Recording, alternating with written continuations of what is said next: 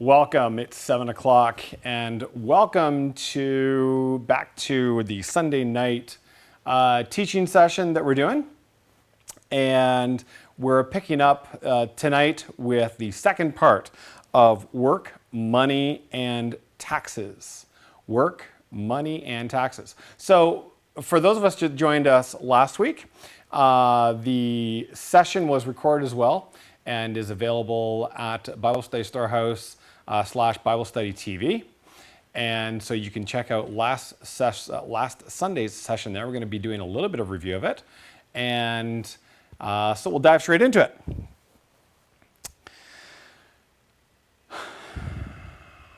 What I want to start off tonight with, what is income? What is income? Now, you may be thinking, well, I know what income is. It's the money you make. Well, yeah, a bit of a definition that I pulled off Wikipedia that had pulled it from another resource, but I thought it was a fairly good definition. Income is the sum of all the wages, salaries, profits, interest, payments, rents, and other forms of earnings received, typically in a given period of time. So typically measured as income per year, something to that effect. And so that makes some sense as a general definition, the money you make. But if we drill into it a little bit more, we can look into the idea of gross income and net income. Now, we're going to dive a little bit into a bit of accounting here because that's part of what's making up the whole topic. Gross income. What is gross income? Gross income is the total income before any expenses are subtracted. And conversely, the flip side of that, net income, the total income after any expenses are subtracted. So if you look at that from a little, what's the term I'm looking for? From an equation point of view, your gross income subtract your expenses equals net income. Pretty basic stuff. Anyone that's taken some accounting knows this. Well, in the topic of taxes, in that little equation, you might be asking, well, where are the income taxes in that mix? That little equation of the gross income you make, subtract the expenses, equals the net income. Well, the answer to that is that the taxes really depends. And what does it depend upon? Well, it really depends on whether you are an employee or whether you're a business. And most of us in the workforce right now find ourselves as an employee, but some people find themselves actually in a business kind of structure and may be a bit familiar with how this works out.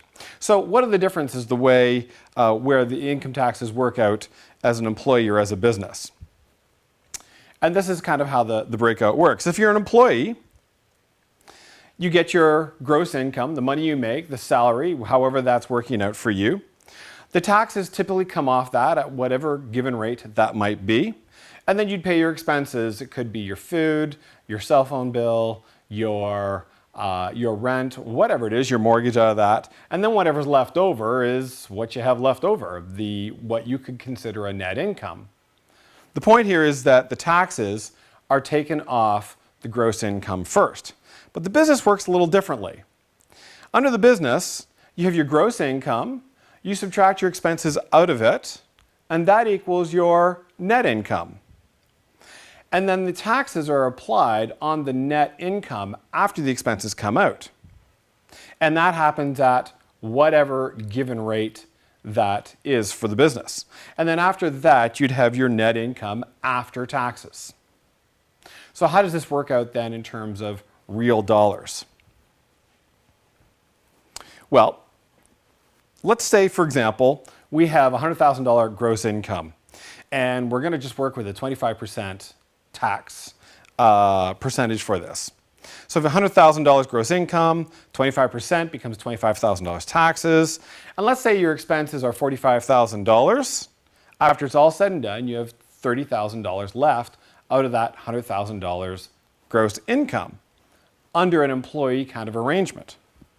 On the business side of things, how does that work out? Well, the same $100,000 gross income. And the same expenses, $45,000. We take that and we get our net out of it. 100,000 subtract 45 gives us $55,000 net income. That leaves us with, the 55,000, and then the tax is applied to that. So 25,000 on that is 13,750, and we're left with 41,250.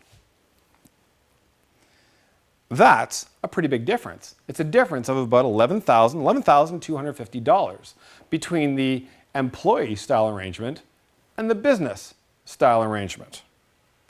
Or to look at it another way, so the employee pays $11,000, $250 more taxes. On the other hand, the business is earning, the employee is earning $11,250 less after dollar taxes. So that's one example of how this can work out. Another example, just to kind of illustrate this further. So let's say we have roughly the same kind of arrangement, except this time we're going to have $100,000 gross income, taxes still 25%. Let's say the expenses are $100,000. For whatever reason, just the way things worked out, they made about as much, they spent about as much as they made. Well, under an employee arrangement, you're at negative $25,000 after the tax. But on the business side, because the taxes are calculated after expenses, effectively there's no tax. There's no net income, meaning that there's no taxes on the zero income. You can see kind of how these differences work out. Now, I know that might seem a little unrealistic, but it really glaringly shows up the difference between these two models.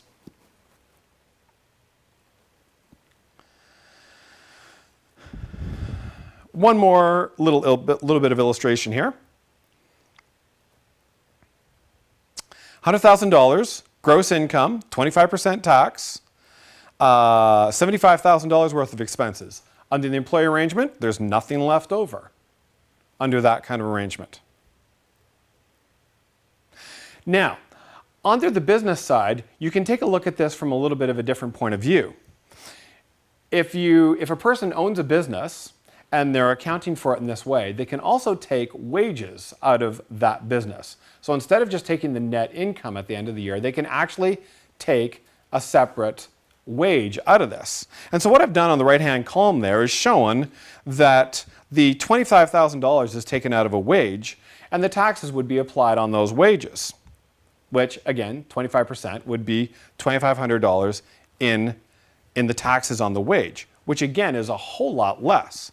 In fact, that's a difference of $22,500 in the taxes for the individual between whether it's on employee side, the employee side paying $25,000, on the business side, this person that's running this business that could be taking a wage out, $2,500.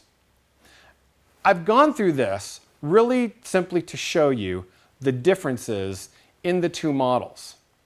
And these two models are available to anyone that is working. There, of course, are laws around how these things get set up. And I should have mentioned off the top here that I mentioned last week. I forgot my slide on that. Of course, this is in no way professional advice. If you're looking to, what I'm sharing with you is advice. Get the advice of an accountant, a lawyer involved if you're going to apply any of these kinds of things. I'm simply illustrating the principles.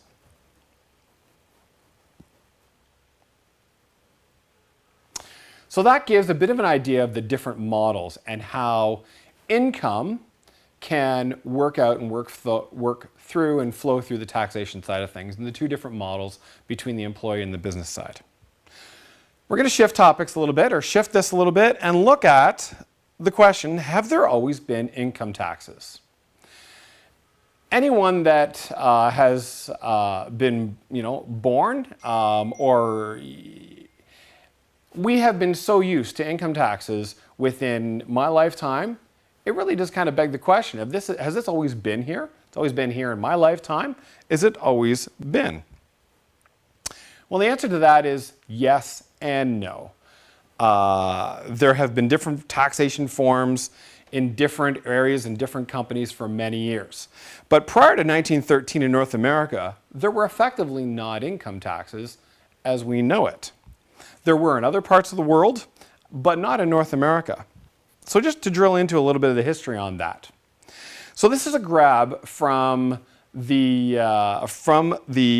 Canada's Library Archives Canada, and really is a bit of a snapshot right from their own website as to the history of income taxes in Canada.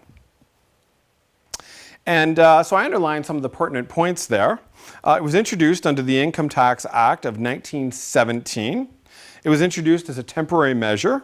And then down at the bottom there, it notes that an annual married income of $3,000 was only expected to pay about $20 of income tax. If you do a quick calculation on that, that comes to a little less than 1% of income tax on that $3,000. Now, this is archival purposes, and that's simply there as an illustration to give some kind of idea of the rate that was going on at the time. So that's what was going on in Canada. That was the legal framework to create it, the Income War Tax Act of 1917. Now, stateside, what went on there? This is from the Library of Congress, a little bit of history of taxes in the US.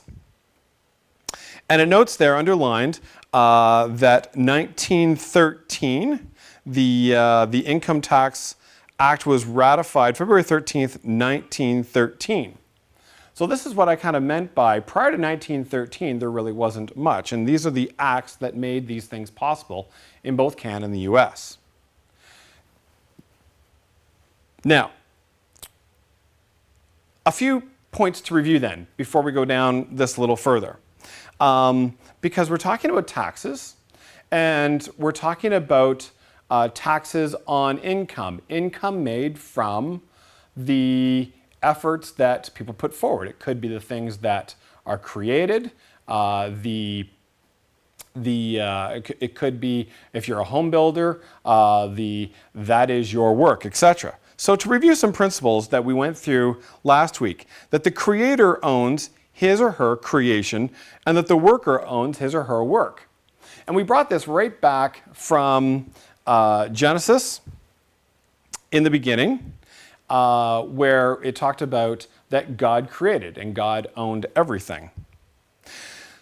So if the worker, if I own my own work, it somewhat begs the question, how did the state, how did the country gain the rights to a portion of the worker's work? Where did this come along? How did this, obviously it came about in law. We just looked at that, the two different laws in Canada and the US that brought in these income tax acts. Well, so again, a few more principles here we looked at last week. Matthew 22, 17 to 21. Then saith he unto them, render therefore unto Caesar the things which are Caesar's, and unto God the things that are God's. Those taxes that are imposed, the money, Caesar's at the time, pay unto him. Romans 13, 6. For this cause pay ye tribute also, for they are God's ministers, attending continually upon this very thing. Again, this principle of those that have been set up in government, respect them, pay tribute as you are required to do. Now, this topic of tribute, this word that came up last week, we looked at briefly. The idea of tribute. Tribute as a different word for the word taxation. The definition of that in the very last there. The idea of enforced payment. Tribute that was paid to a conquering country, that kind of idea. Tribute taxes often have the idea of being able to be interchangeable words. So when I was growing up in the 80s, there was a movie called Red Dawn. And it was noted as the Red Dawn scenario, and this is a bit of a picture of the frame grab from the movie. I believe it came out in 1984. And the whole idea of the Red Dawn scenario was the Soviets would come in, conquer, U.S., North America, what have you, and take over the whole country. And I bring this up because it has a bit of relevance here in where we're going. I love the picture of course, of a Soviet era tank and what have you in front of McDonald's. But it was a great movie, and there was a new version of it that came out a few years ago, which wasn't nearly as good. So don't worry about that one. But the original Red Dawn from 1984 was at least an entertaining movie. But it's this whole idea of the fear that came up during the Cold War era of the Soviets conquering. Well, this happened in some way long time ago. And to look into a bit of the history of this, when we go back into history of Babylon and almost what was an ancient Red Dawn kind of scenario, in Jeremiah 27, we get a bit of history about this. In the beginning of the reign of Jehoiakim, the son of Josiah, king of Judah, came this word unto Jeremiah from the Lord, saying, Thus saith the Lord to me, make thee bonds and yokes, and put them on thy neck. So in other words, get a yoke that would be used by oxen for pulling, and put that on your neck. And send them unto the king of Edom, and to the king of Moab, and to the king of the Amorites, and to the king of Tyrus, and to the king of Zidon, by the hand of the messengers which come to Jerusalem unto Zedekiah king of Judah, and command them to say unto their masters, Thus saith the Lord of hosts, the God of Israel, Thus shall ye say unto your masters, I have made the earth, the man and the beast that are upon the ground, by my great power and by my outstretched arm, and I given it to whom it seemed meet unto me. You know, that's a great verse there. God coming along saying, I created it all, I created the whole mess, and I will give it unto whoever I so choose to. And now, verse 6, and now have I given all these lands into the king of Nebuchadnezzar, the king of Babylon, my servant, and the beasts of the field have I given him also to serve him. So I have the right to give it to whoever I will, and I'm choosing to give it to Nebuchadnezzar, king of Babylon, calls him my servant, and I have given also you to serve him. So that's the scenario that gets set up here, that this word that Jeremiah got of go, put on this wooden yoke, and send one to all the other countries, tell all the other countries that I'm decreeing, God says, I'm decreeing that I'm giving all of you guys into Nebuchadnezzar, king of Babylon. He's going to be my servant. Well, then the next chapter, after reading through it a bit, then the word of the Lord came to Jeremiah the prophet, after that Hananiah the prophet had broken the yoke from off the neck of the prophet Jeremiah, saying, Go and tell Hananiah, sorry, I needed to back up a little bit here. This other prophet, Hananiah, was a prophet that had come and said, no, what Hananiah basically says, I got a word from the Lord, and the Lord says, no, after 2 years, Nebuchadnezzar is not going to be an issue anymore. Don't worry about this whole thing. And Hananiah took the yoke off of Jeremiah's neck and broke it. So verse 13 says, Go and tell Hananiah, saying, Thus saith the Lord, Thou hast broken the yoke of woods, but thou shalt make for them yokes of iron. Now I went looking to find some pictures of yokes of wood and yokes of iron, and I was going to include them in here. I found lots of pictures of yokes of wood, cattle pushing with yokes on their necks and so forth. The pictures of the yokes of iron, I couldn't find any of those. Matter of fact, the only pictures I could find were iron yokes around men's necks. And maybe that's what he means here. I maybe should have included them. But it does have this idea of a yoke of iron. A yoke of wood is at least going to be molded, and it's going to have some level of comfort to it. A yoke of iron is going to be, it's going to be sore. It's going to dig into your neck. It's going to be really uncomfortable. It's going to be awful. So, what then happened? God had declared unto the Israelites that Nebuchadnezzar was going to conquer and take over, that he was their servant, and that the Israelites and all the rest of these nations were to serve him, and that there would be a yoke paid upon him. And we know that looking in history, that indeed the Israelites paid a tribute to Nebuchadnezzar for a time, and then the king stopped paying that tribute, and we find out in history that eventually Nebuchadnezzar came in and basically just conquered them. And this is a bit of a picture of an artistic rendition of what that may have looked like at the time.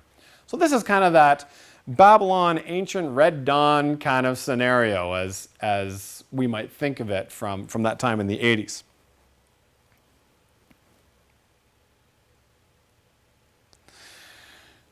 Before we move on a bit, just to clarify my point on that the Israelites chose not to submit to Babylon, chose not just to pay the taxes, and so as a result, Nebuchadnezzar came in and, as that picture showed, basically took them away. At least for 70 years, the kingdom of Judah was basically transported. Most of them were transported out of the land of Judah, taken to Babylon. The temple was destroyed, the city was destroyed, etc. Instead of allowing the kingdom of Judah just to stay in place and pay taxes, they were destroyed. So I bring this up again, just to kind of this modern Red Dawn, because that was kind of the modern fear, was that the Soviets were going to come in, take over, destroy, all the rest of it. Now, part of this topic then is this idea of Mystery Babylon. Babylon as a mystery. In Revelation 17:5, it says, "And upon her forehead was a name written, Mystery Babylon the Great, the mother of harlots." We're not given a whole lot of references to this in Revelation, but it's here in Revelation 17:5. And it brings this right back to and makes this correlation with Babylon of the time before. So it's interesting to find out and look then in a bit of history what happened around 1913 to 1917, because we saw those dates earlier when we were looking at taxes. And we saw that the laws came into place in both Canada and the US about income tax. Well, so around that time, we have the establishment of banking taxation laws in North America. And interesting, around that time, we have the Soviet Revolution and the establishment of the Iron Curtain in what was previously Russia and the Soviet Union. And there's some interesting things going on here. Not as it's just the timing, but we have it become known as the Iron Curtain. Some of these words that come up that make you go, what's going on here?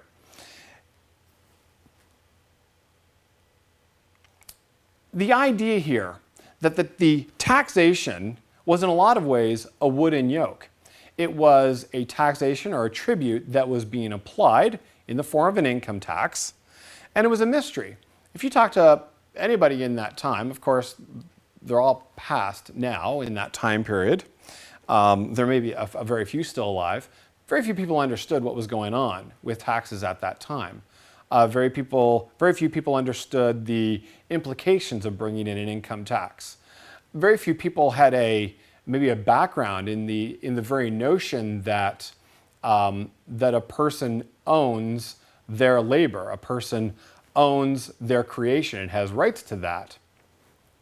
Whatever the reason as to how that happened, I know if you do your personal looking into it, you may find that there was the timing of the way the laws were brought in may have been a little bit under the wire. There were things that may have been done to get this through in a way that maybe not a lot of people were looking. Of course, at the same time, there's a lot of upheaval going on in the world. There is this Soviet Revolution happening. There's a world war that's going on. In fact, as we noted, it was called the War Income Tax Act. The purpose for this that was being told to the people was that money needed to be raised for fighting the war. And certainly when your life is on the line and people are feeling threatened, people are willing to go ahead with taxes and stuff like that in a much easier manner, maybe without necessarily questioning about it. But it's interesting, or I find it interesting then, of this wooden yoke that could appear to have been brought in under the taxation laws. On the flip hand side, we have an iron yoke that very well may have been applied had we not submitted to the taxes that were there. And it's almost like the Soviet Union is there almost like saying, if you don't submit, almost like the Lord saying, if you don't submit, then there is the possibility of someone that can come in and enforce. Someone like a Babylon or like a Nebuchadnezzar that could come in and take over the whole country. That's the parallel that I'm seeing in this. So when does Babylon end? And for some people that have looked at this whole topic, they're asking themselves, when? When is this all going to be over? Well, you may be familiar then, in the book of Daniel, Nebuchadnezzar had this dream, and he had this dream of a statue, of a man, and in his dream, it's broken down here in the image that had a head of gold, had chest and arms of silver, had belly and thighs of bronze, had legs of iron, and feet of clay. And then the interpretation in the book of Daniel breaks this down as well, that the head of gold was the symbol of Babylon. Daniel basically says to King Nebuchadnezzar, you are the head of gold. And then goes on to say, and then the next empire, the chest of arms and silver, that will be the next empire that comes after you, and so on and so forth. And we can see this roll out in history then, that the chest and arms of silver became the kingdom of the Medes and Persians, and the belly and thigh of bronze became ancient Greece, and then the legs became ancient Rome and split off in two when Rome divided into Eastern Rome and Western Rome. And then finally the feet of clay coming together as Rome restored, and that has multiple ways of that being seen right now in Europe, and there's a number of different ways that could be understood to be the case. And then finally it says in Daniel 2, but then after that whole time period has happened, and after all these empires have come, the kingdom of God will be like a crushing rock that God will scoop out and throw at the feet of this statue, this whole image, and it'll crush it all to powder. And that will be the end of Babylon, or what's known as this Babylonian succession of empires. This succession of empires that started with Babylon and carried all the way through and carries on to this day.